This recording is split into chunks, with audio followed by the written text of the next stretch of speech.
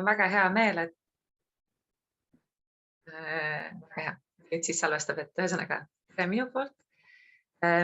Mul on täna hea meel siis rääkida natukene oma uurimusest ja ka pisut luua nii-öelda sihukest ajaloolisemat pilti ja silda võib-olla siis eelnevate generatsioonide ja tänase päeva vahel. Ja ma paari sõnaga tutvustan ennast ka, et mina olen nüüd aastast 2015 tegelenud Tervisemuuseumis seksuaalharidusega, et ise seda õppinud seal ja ka edendanud neid programme, mis seal siis tänasel päeval võid leida. Ja nüüd eelmisel aastal ma kaitsesin sotsiaalkaitse suunal. Sotsiaalkaitse on see, mis tegeleb siis sotsiaalpedagoogikaga ja lastekaitsega. Sellel suunal sellise lõputöö, mis uuris just noorte käest. Mul väga suurt gruppi ei olnud, aga pandeemia tingimustes siis väga meeldiv hulk noori, kes rääkisid oma arvamusest, et milline on olnud nende kogemus seksuaalharidusest. Kuidas see nagu aitab neid, kui hästi see käib ajas kaasas ja nad tahaksid äkki enamat. Et on ka see koht, kus täna võib-olla teie saate oma mõtteid välja tuua. Aga kui ma oma tööst räägin, siis hästi lühidalt kokku võtta võib tegelikult sihukese asja, et noored, kes minu töös osalesid, et vestluses olid, nad olid kõik väga vaatavad tegelikult ja päris headest kodudest tulnud selles mõttes, et nende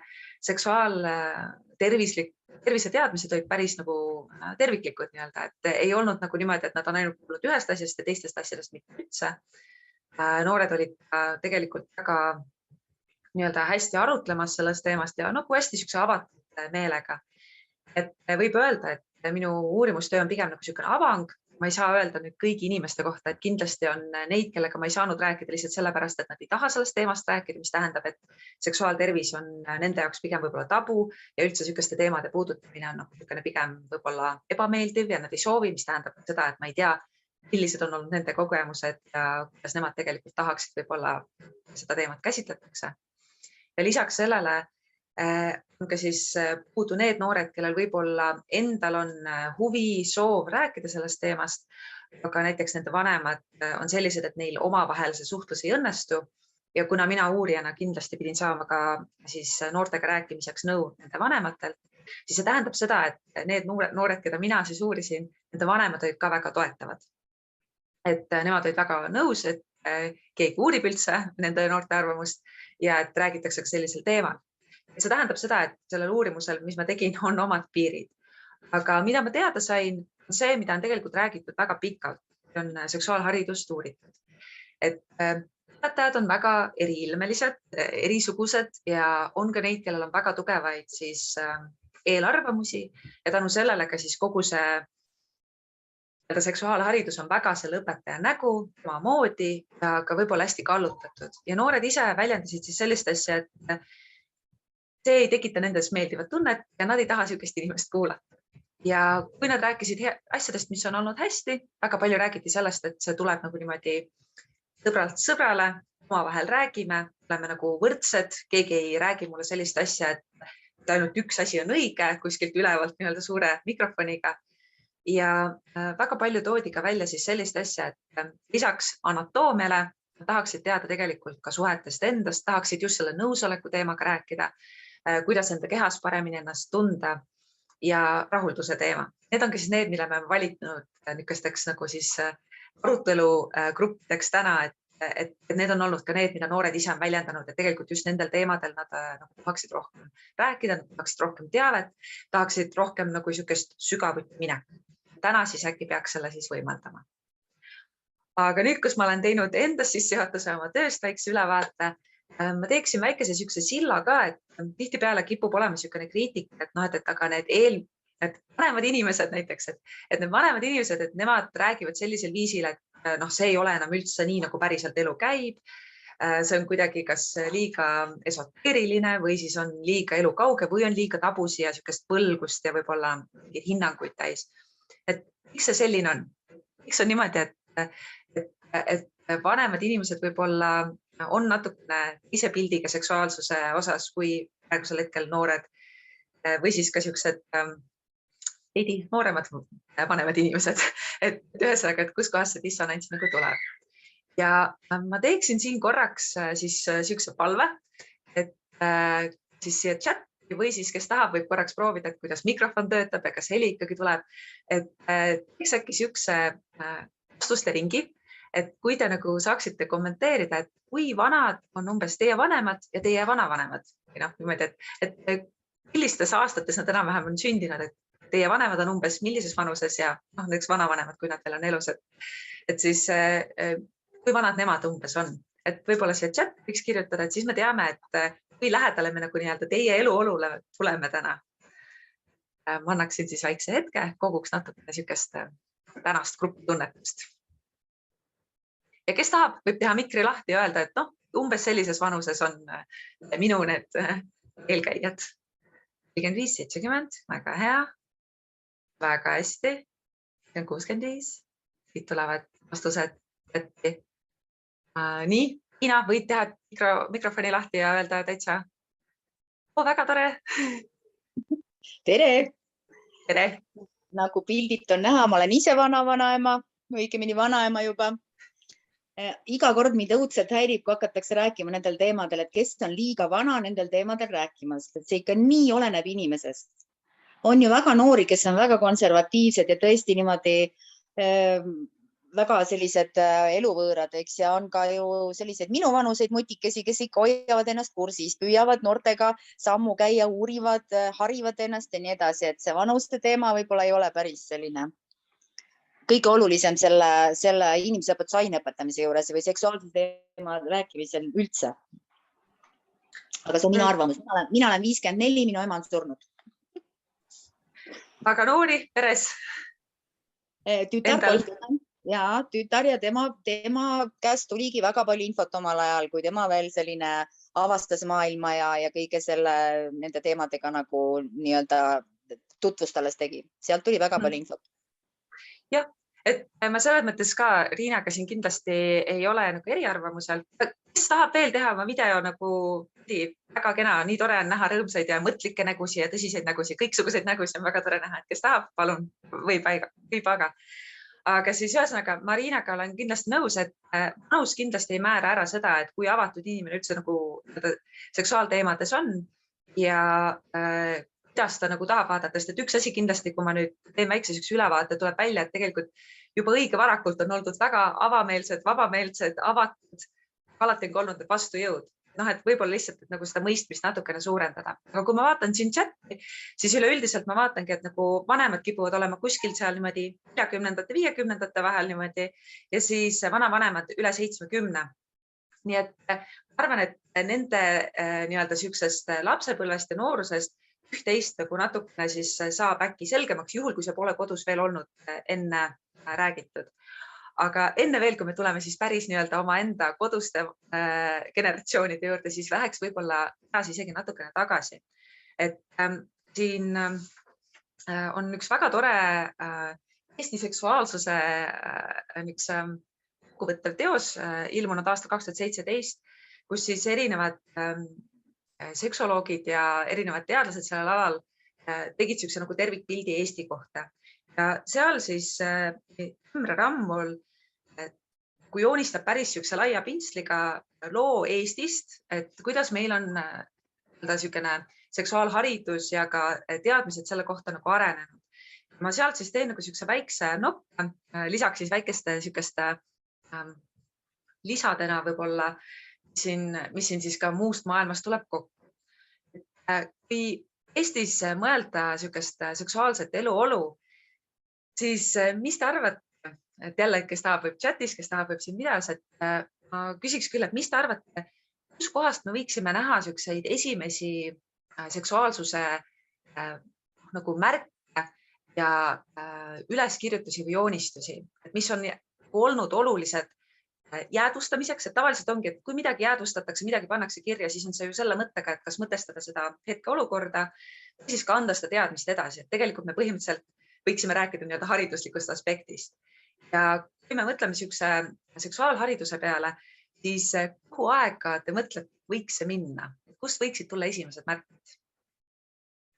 Siin kõik võivad siin, et rahvalaulud, väga hea, et rahvalaulud hea pakkumine. Kas keegi tahab veel midagi pakkuda? Et rahvalaulud tulevad meil jah, nagu vanast ajast, et siin ka näiteks Kalevipojas on üht-teist väga uhket, eks ole, ära kirjeldatud. Aga kas keegi oskab ka mingit sükest tänavajoonistused? Tänavajoonistused on päris tore, et Saarepiga vägistamine ja sükene kurb lugu. Aga jah, et kui me vaatame sükseid esimesi nagu siis me läheme tegelikult kiviaega tagasi, et põhimõtteliselt sükesed esimesed arheoloogilised leiud tulevad nagu sealt ja see on seotud sellega, et kui me vaatame sükest meie aladel elanud inimeste maailmakäsitlus, siis on see seotud olnud viljakusmaagiaga. Ja maailmakäsitlus ise on olnud sükene, et on nagu meesjõud, naisjõud. Kui me vaatame, kuhu poole nagu inimesed liiguvad, nad hakkavad, eks ole, põldu pidama, siis ühel hetkel on ka niimoodi, et põld, maa kui selline on naisjõud ja siis äik ja vihm ja kõik siuke asi, mis tuleb nagu üles poolt, on meesjõud. Seda tõesti rahvaluules, pildimaterjalis, suulises pärimuses, eks ole, salvestatakse ja niisuguste jõudude kirjeldus ja nende viis, kuidas nad omavahel suhestuvad, on see, mis hakkab tegelikult looma ka seda pilti, et kuidas me hakkame ühel hetkel ju omavahel inimestena seda maailma siis kirjeldama ja ka tegelikult käsitlema ja kuidas me milliseid suhteid me tegelikult loome. Ja kui me vaatame niisuguseid kirjalikke allikaid, mis on nagu niisugused veidi täpsemad, siis põhimõtteliselt me lähme kuhugi 13. sajandisse. Läti Henrik hakkab kirjutama, tuleme natukene edasi, siin mõned sajandid, siis Patrasov, Russov, Kreutzwald ja nemad kirjeldavad ka, et kuidas eestlased on, mida nad teevad. Jälle mingisugused asjad on meil see näiteks, Kalevipoeg on meil juba läinud läbi, Kamatsutra kindlasti läheb Indiasse, see Eestis jääb natukene kaugemale, aga jah, et eks ole, seal on ka palju kirjeldusi. Aga jah, Läti Henrik on ka kirjeldanud, kuidas eestlased elavad ja see ongi hästi huvitav, et kui me räägime nagu näiteks seksuaalharidusest, siis tihtipoole kipub olema see, et me nagu võtame niisugust asja, et me tahaksime, et nüüd keegi räägib väga selgelt, olla näiteks seksida, et tavaliselt see ei ole see, mis oleks esimene asi, et see võib olla selle juures, seksuaalsus ise on, eks ole, hästi palju laiem mõiste, see hõlmab nii seda, kuidas, eks ole, inimesed enda eest hoolitsevad, millisel viisil nad, eks ole, suhteid loovad, kuidas nad saavad järglasi, kuidas nad saavad naudingut, millisena nad ennast määratlevad, kuidas nad ennast tajuvad, tunnevad, nii et selles mõttes see seksuaalsus on midagi niisugust lahutatut ja ta on väga-väga lai. Ja kui me näiteks mõtlemegi nende kirjelduste peale, mida ma siin tõesti nimetasin, siis sealt jah, on eestlane natukene tuim, aga on ka sellised kirjeldused, et kuidas ta nagu näiteks käib liikumas, liikumine kui niisugune tegevus, eks ole, väga jumala vallatu, näha näiteks neidise seeliku alla, kus pole, eks ole, aluspesu, on näha ihu, selle vaatamine, on kirjeldused sellest, et tegelikult ju, kui me vaatame niisugust taluinimest, kui ta maal elab, kaks huvitavat asja, mis tulevad esile. On selline asi, et esiteks need kombed, valitused ise, eks ole, mis on niisugused vaba aja veetmised, seal on rohkem niisugust vabamat olemist. Kui näiteks on naine, kes saab vallas lapse, teada, et Eestis pole ta olnud sellises situatsioonis, et oleks nagu oma kogukonnast või külast välja heidetud. Isegi mõnest ajast on teada, et vaadatud, et naisel laps, siis on sigimisvõimeline, viljakas, väga hea, võtame ta endale naiseks koos selle lapsega, miks ka mitte, eks ole. Et hilisemad kristluse tulek ja nagu need hakanud seda hoiakut muutma, aga vanemas ajas veidi teistmoodi on see vana eestlane oma asju siin seadnud ja ajanud. Samamoodi, kui me vaatame seda ihu paljastamist, et kellel oli siin võimalus kuulata ka võib-olla natukene niisugust eelmaterjali. Ma ei tea, kes üldse neid ettevalmistavaid materjale vaatas, et võib-olla näitab korraks käega üles, et siis on näha, et kas äkki tutvustan natukene lühidalt. Leen on vaadanud väga hea, kas mõni veel, mõned on veel siin vaadanud, väga hea, et siis on mõned veel vaadanud. Et kui teil jäi see võimalus, et kuulata ka seda podcasti, mida siin Tervisemuuseumis me teeme, et siis äkki said nagu häid kirjeldusi, et kuidas aluspesu näiteks on tulnud. Et seal ka oli väga kena kirjeldus siis sellest, et tegelikult kui inimene tegi tööd, eriti kui kuum ilm oli suht ikkagi niimoodi, et ihu oli näha ja see tähendab seda, et tegelikult alasti olemine, alastus, niisugune nagu läbikäimine erinevate sugude vahel selliselt, et tegelikult see pole nii lahku võetud, see oli üsna tavaline. Ja üks hästi tore kirjeldus, mida Vabaõhumuuseumist Heiki Pärdi kirjeldab ka oma raamatus, on sellest, et kuidas näiteks üks poeg läheb siis oma poisslaps, et ta on juba noor mees, läheb oma sugulaste juurde. Ja nemad elavad veel sellises rehimajas kenasti, eks ole, ja seal siis on see pesemise kord ja kõik on seal alasti, kogu pere, rehe, tarves, naised, mehed, segamini. Ja siis on see noor poiss, kes pole nagu sellises olukorras näiteks olnud, tema jaoks on see võõras, aga seal taluinimene elab nüüd tavalist elu. Vaatab, et esiteks see pesemine on nagu siuke, et kõik pesevad ühe veega, see tekitab küsimusega. Teiseks on see, et ta nüüd alasti kõigi ees ja ta näeb seal teiste seda paljast ihu, mida tema ei olnud harjunud tollel hetkel. Et see kirjeldus tuleb siis veidi hilisemast ajast. Ja need memmekesed, kes seal on, pesevad teda, pühivad ta selga, nühivad teda, et see keha ei ole nagu nii seksualiseeritud, nagu siukene normaalne. Ja siis, kui sellel noormehel tekib erektsioon, kuidas meie suhtuksime sellisesse olukorda, et sa oled ruumis, kõik sugu pereliikmed on ligi, eks ole, suguliikme jäigastumine, siis mida memmekesed on, see tavaline, eks ole, see on keha talit. Ehk siis see tähendab seda, et kui me vaatame siukest, kuidas keha talit, milline ta on, kõik on palju normaalsem, see on igapäeva osa ja nii-öelda vana talurahvas ei pea seda nagu pahaks. Ja nüüd teine pool siukse keha käimise osas, et kuidas siis tegelikult nagu siukse soo jätkamise ja siis nagu me mõtleme siukse asja peale, et noor inimene tahab teada ka, et kuidas siis tulevad järglased, siis tihtipeale see teadmine tuleb hästi loomulikult, kui on loomad indlemise ajal, kui tõuloomad teevad sugu, siis suguloomade siis ongi, kui neid nagu omavahel siis, mis on see täkutamine ja siuksed sõnad, mis sealt tulevad, et nende vaatamine oli see, mis tegelikult üsna selgeks ja üsna loomulikul viisil andis, et ahah, niimoodi see asi käib.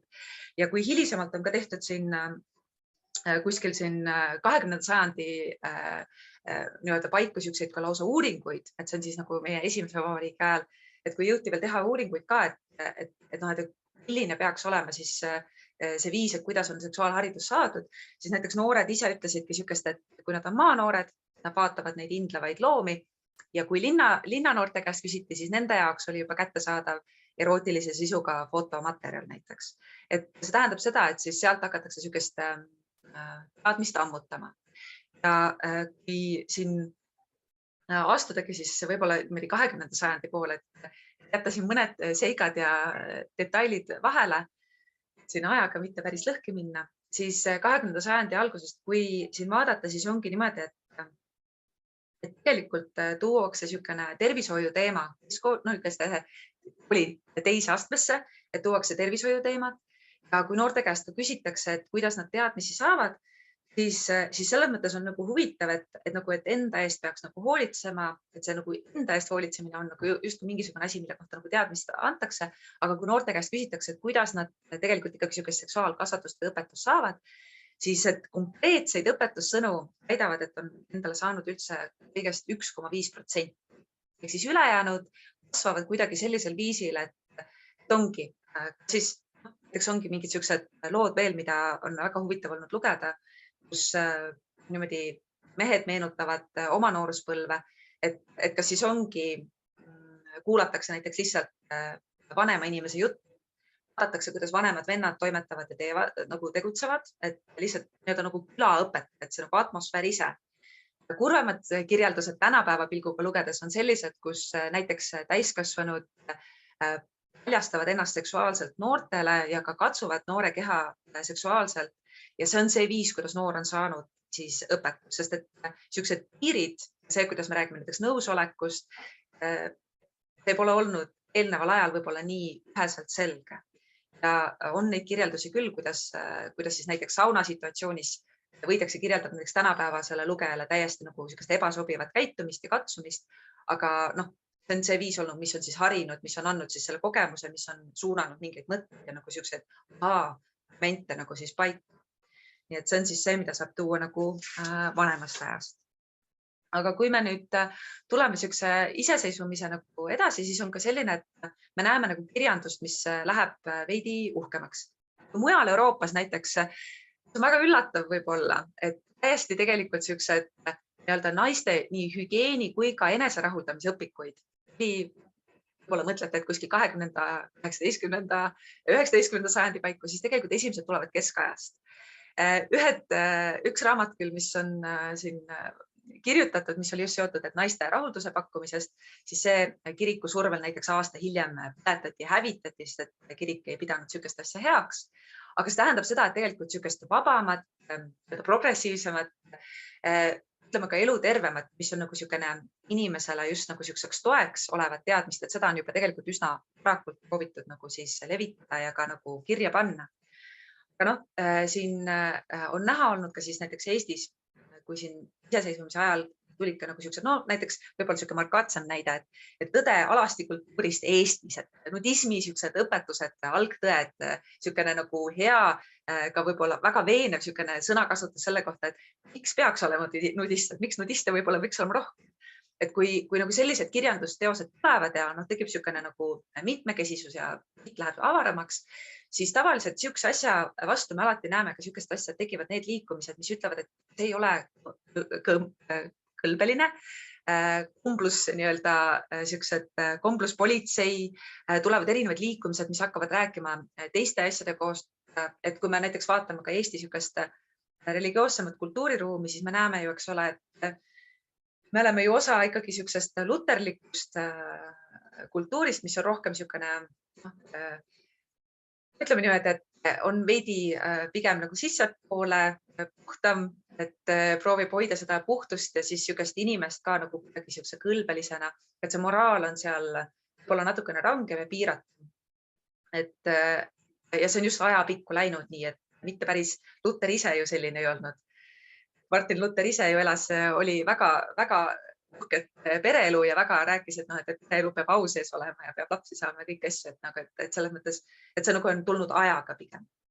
Ja kui nüüd vaatame seda nõukogude aja tulekut, siis selles mõttes see on nagu päris keeruline. Iseenesest nõukogude enda niisugune ideoloogia on ateistlik, ta ei ole religioonist lähtuv, aga ta teeb hästi suure nagu katkestuse niisuguses võimaluses üldse rääkida seksuaaltervisest, et on kuskil nagu niisugune 10, mida tavaliselt käsitletakse selliselt, et see on siis kuskil 50., 60, et kui jääb nagu niisugune justkui nagu vaikiv ajastu, et seal on nagu niisugune, et ei tohi sellest rääkida, ei või justkui rääkida ja vaikselt pärast siis 1960 edasi, sealt hakkavad toimuma siis teatud niisugused jäämurdumised ja liikumised. Ja on üks niisugune Poola raamat, mis on hästi tuntud päris paljudele, et tütarlapsest sirgub naine, kes tutvus ka nende eeltutvustatavate materjalidega, võib-olla luges niisugust didaktilist, et milliseid sõnu seal kasutatakse, kuidas nagu inimest kirjeldatakse. Et selles mõttes on väga huvitav lugemine ja kui teda vaadata, et jah, seal on väga palju niisugust hästi heteronormatiivset, väga soobinaarset käsitlust ja ka hästi palju sellist, me tänapäeval peame võib-olla niisugust lausa nagu natukene vägivaldseks, et ta proovib nagu väga ära paigutada mõned inimesed kui ohuna, kui nagu haigena, isegi kui me teame tänapäeval, et see nii ei ole. Aga iseenesest on ta selles mõttes olnud ikkagi murranguline teos, et ta toob nagu mingit niisugust teadmist, mis näiteks, mis on hästi tore, et seal kirjeldatakse sellisest asjast, et kui sul on näiteks kui on ema annab tütrele teadmist, siis ta peaks andma seda ikkagi võimalikult nii-öelda hästi, mitte nagu niisuguse hinnangutest kantuna või võimalikult täpsena ja nii hästi, kui temal on see olemas.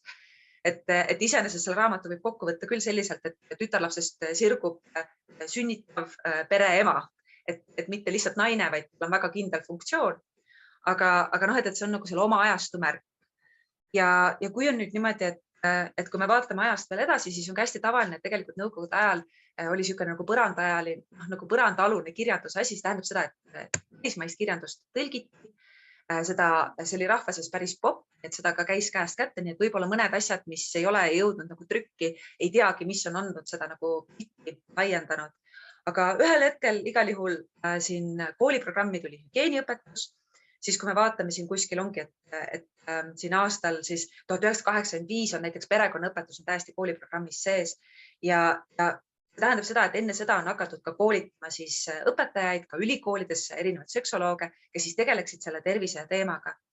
Ja kui on nüüd niimoodi, me vaatame sinna aastas veel edasi, siis kuskil 1971 tuleb üks väga huvitav nähtus Eestis ja sellest on laulnud ka Ruja, tuleb ajalehes Noorus, doktor Noorman, kes hakkab siis vastama tegelikult küsimustele. See on selles mõttes niisugune väga tore formaat, et kui muidu, kui me mõtleme, et kuskil õpetaja näiteks annab sulle programmi järgi mingisugust haridust ja teadmist, siis ei pruugi minna sellega kokku, mida sul on hetkel vaja teada.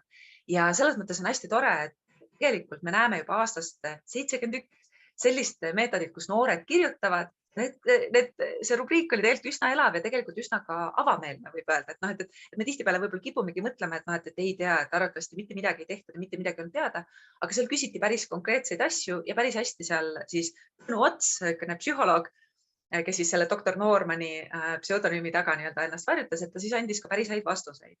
Ja tegelikult siis ongi see doktor Noorman ja see nooruse projekt, et tegelikult ka siis tegi nagu siukseid nagu perekonna nõustamiseks ja abistamiseks aktiivgruppi, et ilmselt seda teadmist nagu tuua.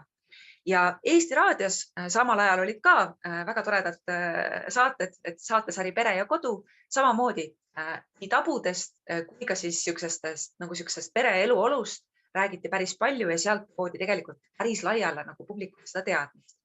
Et mis tähendab seda, et nagu see ettekujutus, et vanemal ajal üldse ei räägitud, ei ole tõsi. Meie näeme näiteks tänapäevad, see on nagu üle seksualiseeritud, et igal pool näiteks sulle müüakse jalgratast sellega, et kellegi tagumik on paljas. Et see tundub, et see tuleb nagu igast uksest ja aknast sisse. Siis iseenesest, see ei ole see ainukene viis, kuidas sellest peaks rääkima, aga iseenesest on niimoodi, et ka tegelikult niisugust laiemat auditooriumi ja ka nagu niisugust laiemat meediumi on kasutatud ka varem, et tegelikult see, kuidas me nagu tunnetame seda tabu, et võib-olla see ongi nagu see koht, kus ka võime nagu näiteks arutada, et lihtsalt ongi nagu see, et vahetevahel on nii tundliku teemaga küsimus ka nüanssides ja see tähendab seda, et kui mingist teemast natukene räägida või räägitakse ka halvustavalt, siis lihtsalt hiljem, kui me saame targemaks, me saame paremaid teadmisi, siis me kipume nägema, et oi, et seal on nagu väga hullud stigmad, hästi hull tabu, et me ei märka võib-olla seda, et selles omas ajas ta oli murranguline, et oli see, mis oli edasiviiv jõud. See on toonud meid tegelikult siia. Ja siis ongi niimoodi, et kui me vaatame nagu edasi, siis on erinevad ühingud, mis tulevad siis 90-ndatest, mis on siis AIDSiga seotud, selle teavitusega ja aastal näiteks 1991 tehti väga tore rahvusvaheline konverents Eestis, kus räägiti juba vähemustest ja loodi ka Eesti lesbiliit ja siis natukene hiljem geideliit, mis tähendab seda, et niisugusesse avalikku teadvusesse ja ka tegelikult nagu niisugusesse olukorda, kus tegelikult enam ei pidanud väga varjatult toimetama ja elama normaalset elu, et päris paljudele tekkis see vabadus ja võib-olla ka nagu selles mõttes huvitav on teada, et seadusandluses, et tihtipeale ongi niimoodi, et kuskil on need normid, et mõned on niisugused vaikivad asjad, mõned on ka tegelikult seadustes kirjas, et kui me näiteks vaatame mõnda raamat, olgu see siis, et tütarlapsest sirgub naine või et avameelsest abielust, mis on nagu olnud väga levinud ka hariduslik nagu teadmeteos justkui. Et seal olev, ütleme natukene minule küll räigelt käsitletud näiteks seksuaalvähemuste teema, et seadusandluse järgi tegelikult nii aastani 1992 oli homoseksuaalne suhe kriminaalselt karistatud. Eriti just ide vahel siis nagu suhted olid eriti nagu niisugune asi, mis oli nagu niisuguse seadusandluse silma all. Et kui vaadata seda teekonda selliselt, siis ta on olnud nagu niisugune pigem mitte nagu niisugune, et vaikivast ajastust oleme jõudnud siia, kus me kõik räägime hästi paljult, vaid tegelikult on kogu aeg olnud sellist asja, et on keegi, kes on vaadanud, et meil on keha, kehas peaks tundma ennast hästi, see viis, kuidas ma ennast tunnen ja tajun, see on midagi sellist, mis ei ole ainult õpetatav või et seda ei saagi tegelikult tihtipeale õpetada ega nagu kuidagi suunata. Siis on olnud need teised inimesed, kes mingisugusel põhjusel, kas siis hirmudest, siis sellest, et viis, kuidas nad näiteks oma moraalseid korrigeerivaid võib-olla niisuguseid viitekste tõlgendavad, sest et kui me näiteks vaatame ka piiblit, siis meie oleme niisuguses kristlikus maailmas, siis piibel kipub olema see, et mis natukene rohkem võib-olla meid mõjutab, kui võib-olla mõned muud pühad tekstid siis kuskil võib-olla muudes maailma osades, et sellepärast ma nagu oskaksin võib-olla sellest natuke paremini rääkida, et seal näiteks abordist kui sellisest ei ole võib-olla sellisel viisil üldse kirjeldatud, kui näiteks tänapäeval need inimesed, kes nagu tahavad kasutada oma niisugust religioosset teksti selleks, et mõnel inimesel oma keha üle otsustamine näiteks ära lõpetada. Tegelikult sellisel viisil seda ei ole seal kirjas, aga nad võtavad kuskilt midagi ja nad loovad sinna veel midagi ümber selle jaoks, et see sellisel viisil töötaks. Nii et selles mõttes on see alati nagu niisugune mingisuguste erinevate jõudude põrkumine ja võib-olla ongi, et võib-olla vaadata siis, mida loevad need teised inimesed, kust kohast me oleme tulnud ja võib-olla luua küll natuke rohkem neid sildu, et see oleks tegelikult üks väga põnev asi ja mida ma ise nagu loodan, et suudan ja saan natukenegi teha. Aga ma arvan, et ma olen läinud ajaga veidi üle. Aga ma siis tõmban siin kriipsu alla. Kui on igasuguseid küsimusi, palun chatis, tõstke käsi, tulge oma heliga, et seda siis pärast näiteks hea meelega